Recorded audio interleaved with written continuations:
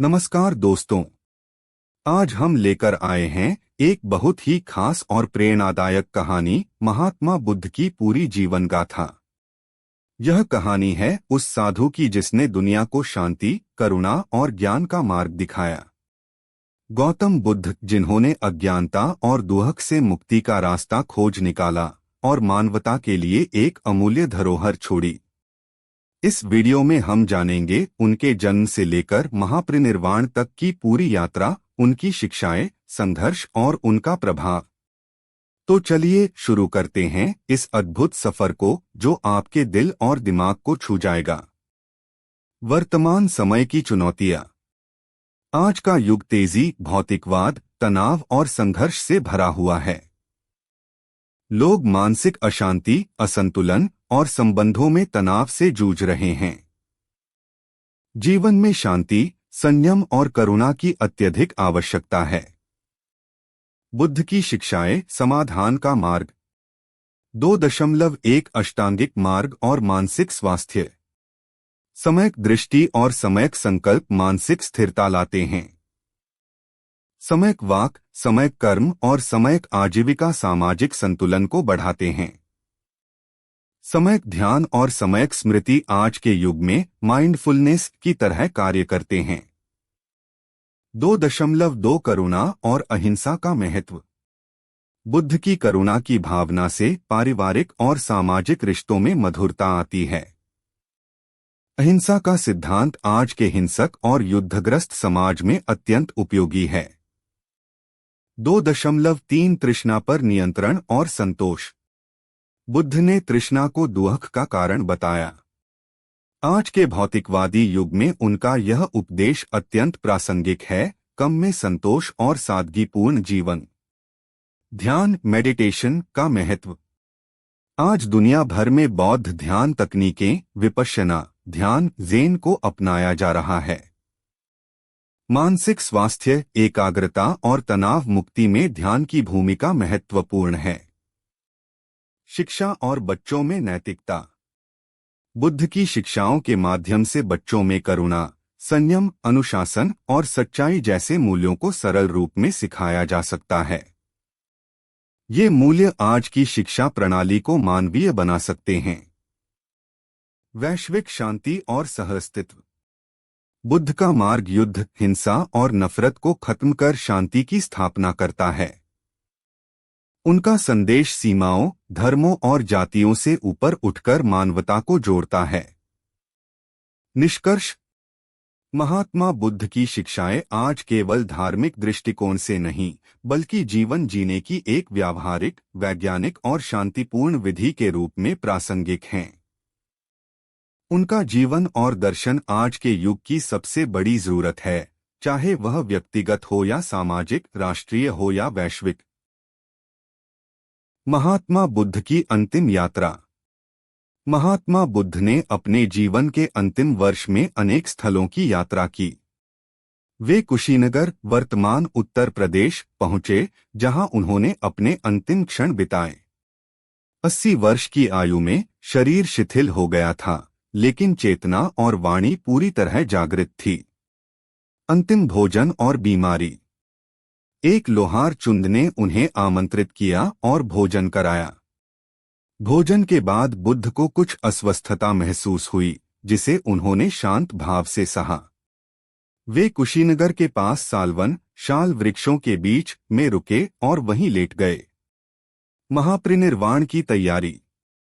बुद्ध ने कहा, जो उत्पन्न हुआ है वह नष्ट होगा, जो संयोग से बना है वह विघटित होगा। उन्होंने अपने शिष्य आनंद को सांत्वना दी और उसे अपने उत्तराधिकारी के रूप में धर्म को स्वीकार करने को कहा। उन्होंने अंतिम समय में भी अपने शिष्यों को शिक्षा देना नहीं छोड़ा। महात्मा बुद्ध के अंतिम उपदेश।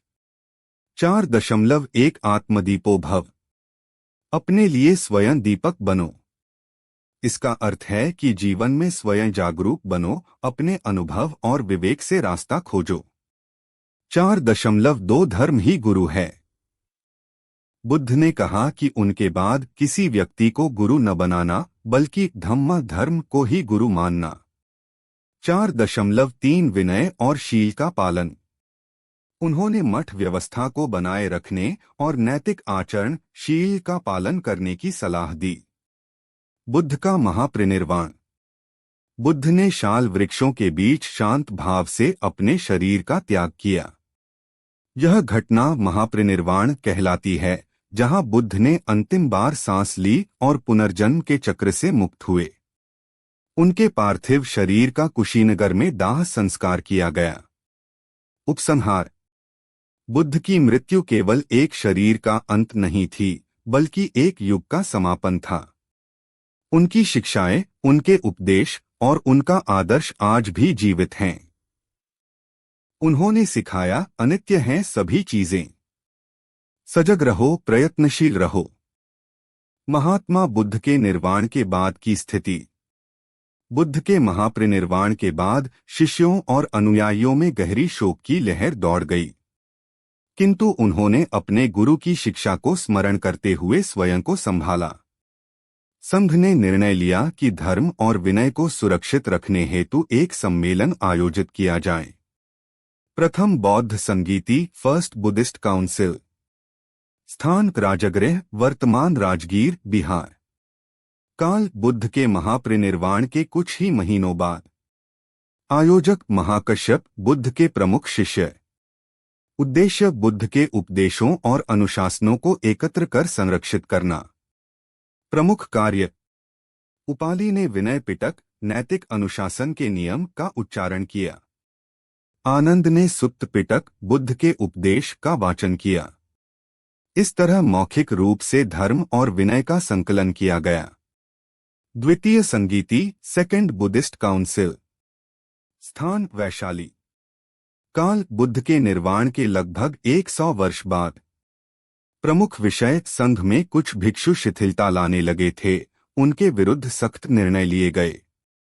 यहीं से संघ में मतभेद की शुरुआत हुई, जिसने आगे चलकर दो प्रमुख शाखाओं स्थविरवाद और महासांघिक को जन्म दिया। तृतीय और चतुर्थ संगीति। तीसरी संगीति, सम्राट अशोक के समय। स्थान पाटलिपुत्र। नेतृत्व मोग्गलिपुत्र तिस। उद्देश्य धर्म की शुद्धता बनाए रखना और अशुद्ध विचारों को हटाना। यहीं से धर्म प्रचार के लिए मिशनरियों को विदेश भेजा गया। चौथी संगीति। स्थान कश्मीर। नेतृत्व कनिष्क के शासन में। उद्देश्य ग्रंथों को लिखित रूप में सुरक्षित करना। इसी समय संस्कृत में बौद्ध साहित्य का व्यापक विकास हुआ। बौद्ध ग्रंथों का विकास। त्रिपिटक का निर्माण। विनय पिटक भिक्षुओं और संघ के नियम। सुत्त पिटक महात्मा बुद्ध के उपदेश। अभिधम्म पिटक दार्शनिक और मनोवैज्ञानिक विश्लेषण। ये ग्रंथ पहले मौखिक परंपरा में थे, बाद में पाली भाषा में लिखे गए। महायान परंपरा में संस्कृत में अनेक सूत्रों की रचना हुई, जैसे लंकारावतार सूत्र, हृदय सूत्र आदि। निष्कर्ष। महात्मा बुद्ध के महापरिनिर्वाण के बाद भी उनके अनुयायियों ने उनकी शिक्षाओं को जीवित रखा। बौद्ध संघों और संगीतियों के माध्यम से धर्म का प्रचार, प्रसार और संरक्षण हुआ। त्रिपिटक जैसे ग्रंथों ने बुद्ध के संदेश को आने वाली पीढ़ियों तक पहुंचाया। बुद्ध का दर्शन एक परिचय। बुद्ध का दर्शन किसी ईश्वर या ब्रह्मा पर आधारित नहीं है, बल्कि यह मानव अनुभव, चेतना और तर्क पर आधारित है। उन्होंने जीवन के दुहकों का कारण और उनका निवारण खोजा। यह दर्शन न केवल आध्यात्मिक है, बल्कि व्यावहारिक और वैज्ञानिक भी है। 4 आर्य सत्य, 4 नोबल ट्रूथ्स। 1 दुहक। जीवन में जन्म, मृत्यु, रोग, वृद्धावस्था, वियोग, इच्छा सभी दुहक हैं। 2 दुहक का कारण। तृष्णा, लालच, मोह और अज्ञान ही दुहक के कारण हैं। 3 दुहक का निरोध। यदि तृष्णा का अंत हो जाए तो दुहक समाप्त हो सकता है। 4 दुहक निरोध का मार्ग। अष्टांगिक मार्ग के माध्यम से मुक्ति संभव है। अष्टांगिक मार्ग 8 फोल्ड पाथ। सम्यक दृष्टि, यथार्थ को समझना।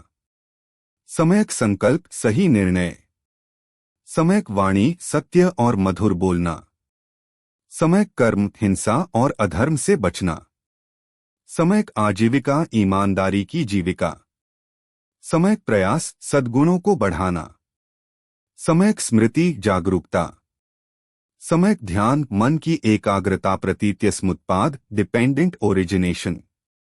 यदि यह है तो वह है, यदि यह उत्पन्न होता है तो वह उत्पन्न होता है।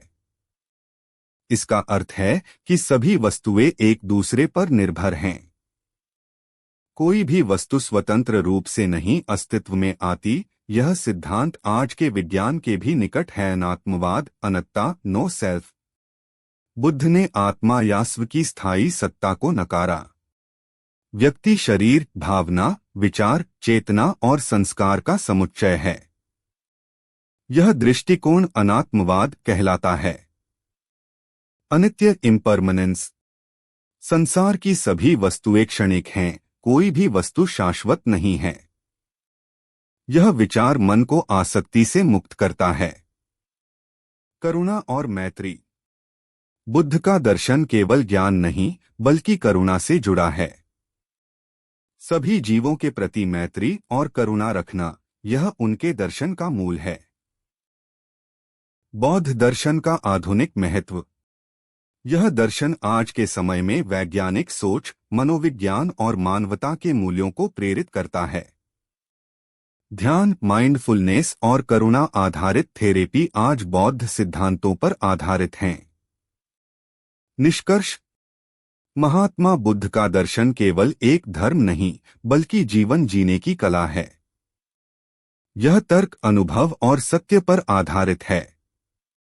इस दर्शन में हमें न केवल मुक्ति का मार्ग मिलता है बल्कि शांति, करुणा और ज्ञान का भी प्रकाश मिलता है। दोस्तों, यह थी महात्मा बुद्ध की प्रेरणादायक कहानी, जो हमें सिखाती है कि जीवन में शांति, करुणा और सही मार्गदर्शन कितना जरूरी है। अगर आपको यह वीडियो पसंद आया हो तो इसे लाइक और शेयर जरूर करें। ऐसे ही और रोचक और ज्ञानवर्धक कहानियों के लिए हमारे चैनल को सब्सक्राइब करना न भूलें। आपकी जिंदगी में भी बुद्ध के संदेश से शांति और सुख का संचार हो, यही मेरी शुभकामना है। धन्यवाद। फिर मिलेंगे एक नई कहानी के साथ। जय बुद्ध, जय भारत।